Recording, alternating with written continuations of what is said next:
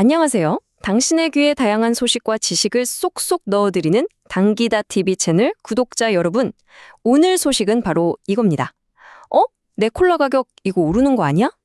최근에 정부에서 설탕세 얘기를 꺼내면서 다들 이런 걱정 한 번쯤 해보셨을 텐데요. 오늘 이 뜨거운 감자, 설탕세에 대해서 저희가 속 시원하게 한번 파헤쳐 보겠습니다. 실제로 설탕세 논의가 딱 나오자마자 인터넷에서 가장 많이 보인 반응이 바로 이거였어요. 이제 제로 콜라만 마셔야 하나? 정말 우리가 즐겨 마시는 이 달콤한 음료수들 가격이 오르게 되는 걸까요? 오늘 그 궁금증 저희가 하나씩 다 풀어드릴게요. 잠깐만요, 진행자님. 설탕세 하는데 그게 정확히 뭐예요? 왜 갑자기 이런 이야기가 나오는 거죠? 네, 구독자님. 아주 좋은 질문이에요. 설탕세라는 게 이름은 좀 무섭지만 쉽게 말해서 설탕이 들어간 음료, 그러니까 가당 음료를 만들거나 파는 기업에다가 부담금을 매기는 거라고 보시면 돼요. 최근에 정부가 이걸 한번 도입해볼까 하고 공론화를 시작하면서 사회적으로 아주 뜨거운 이슈가 된 거죠. 아하, 그렇군요. 그러면 제일 궁금한 거요. 그래서 제가 마시는 콜라 한 병에 대체 얼마가 오른다는 거예요? 네, 가장 현실적인 질문이죠. 과거에 비슷한 법안이 나왔을 때를 기준으로 한번 계산을 해봤더니 우리가 보통 마시는 1.5리터짜리 콜라 한 병에 약 165원 정도가 추가될 걸로 보여요. 165원만 보면 에게 할 수도 있지만 만약 매주 한 병씩 사드시는 가족이라면 1년이면 8,500원이 넘는 돈을 더 내게 되는 셈이죠. 하지만 이게 단순히 가격만 올리려고 하는 건 아니에요. 핵심 목표는 따로 있습니다. 우리가 담배세 생각하면 쉽거든요. 가격을 좀 부담스럽게 해서 설탕 섭취 자체를 줄이도록 유도하고 또 그렇게 거친 돈은 지역의 공공병원을 지원한다거나 건강보험 재정을 튼튼하게 만드는 것처럼 다시 우리 국민 건강을 위해서 쓰겠다는 큰 그림이 있는 겁니다. 근데 정말 놀라운 점이 뭔지 아세요? 바로 여론입니다.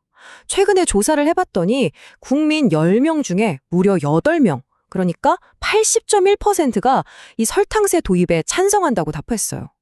내 음료수 값이 오를 수도 있는데도 불구하고 이렇게 사회적인 공감대가 높다는 건 정말 한번 생각해볼 문제죠. 와, 80%요? 아니, 가격이 오를 수도 있는데 왜 이렇게 많은 분들이 찬성을 하는 거죠? 주된 이유가 뭔가요? 네, 바로 그 점 때문에 저희가 찬성하는 쪽의 주장을 자세히 들여다봐야 합니다. 그분들이 그리는 그림의 핵심에는 바로 더 건강한 대한민국이라는 비전이 자리 잡고 있거든요. 찬성 측의 가장 큰 논리는 역시 국민 건강입니다.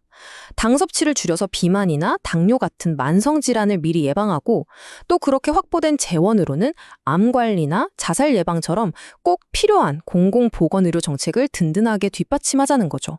사실 이건 세계보건기구 WHO에서도 이미 권고하고 있는 세계적인 흐름이기도 하고요. 듣고 보니까 취지는 정말 좋은데요. 근데 이렇게 간단한 문제일 리가 없잖아요. 분명히 반대하는 목소리도 만만치 않겠죠? 어떤 단점들이 있는 건가요? 물론입니다.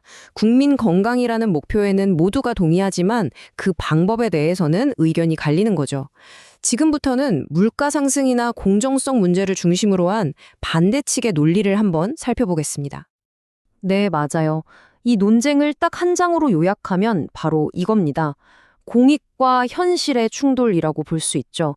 한쪽에서는 국민 건강이라는 큰 그림을 보고 있고 다른 한쪽에서는 당장 내 지갑에서 나갈 물가 인상, 서민 부담이라는 현실적인 문제를 제기하면서 팽팽하게 맞서고 있는 형국입니다.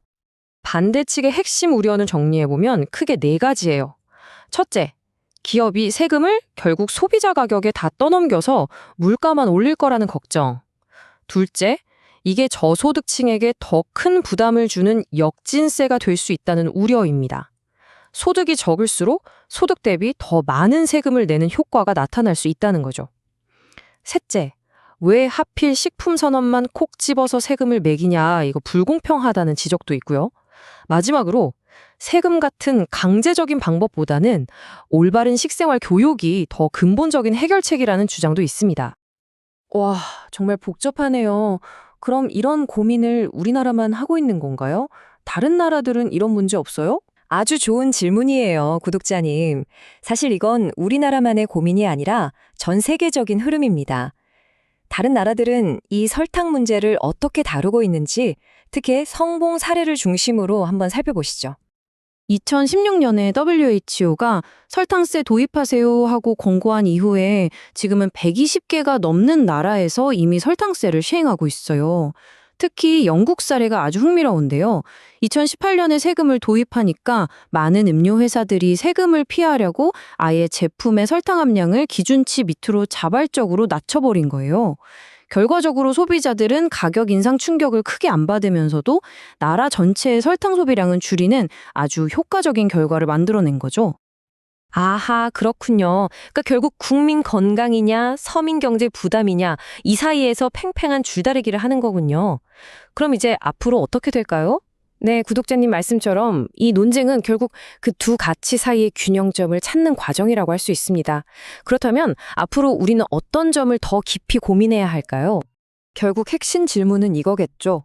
우리 모두의 건강을 위해서 그 비용을 우리 사회가 어떻게 나눠 짊어지는 것이 과연 공평한 방법일까? 단순히 찬성한다, 반대한다를 넘어서서 이 근본적인 질문에 대한 사회적 합의를 찾아가는 과정이 앞으로의 방향을 결정하게 될 겁니다. 오늘 설탕세 논쟁의 핵심을 깊이 있게 다뤄봤습니다. 국민 건강을 위한 어쩔 수 없는 선택일까요? 아니면 서민 부담만 늘리는 또 하나의 세금일까요? 구독자 여러분의 생각은 어떠신가요? 댓글로 여러분의 소중한 의견을 자유롭게 남겨주세요.